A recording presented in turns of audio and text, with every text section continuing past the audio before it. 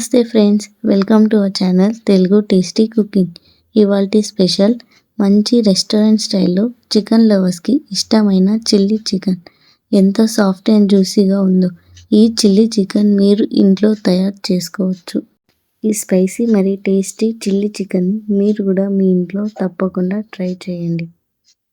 ముందుగా బోన్లెస్ చికెన్ని మంచిగా వాష్ చేసి మిక్సీలో వేసి పేస్ట్ లాగా చేసుకోవాలి.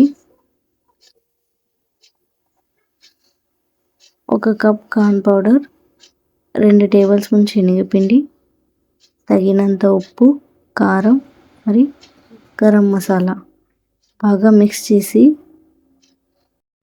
ముందుగా పేస్ట్ లాగా చేసుకున్న చికెన్లోకి ఇవన్నీ వేసి కొంచెం కొత్తిమీర వేసి బాగా కలుపుకోవాలి. ఒక అరగంట సేపు మూత మూసి పక్కన పెట్టేయాలి.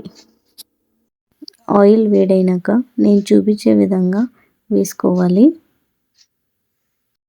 బాగా ఫ్రై చేసి ఇవి ఎంత మంచిగా ఫ్రై అయితే చిల్లీ చికెన్ అంత స్పైసీగా ఉంటుంది. తర్వాత వాటిని పక్కన పెట్టేయాలి.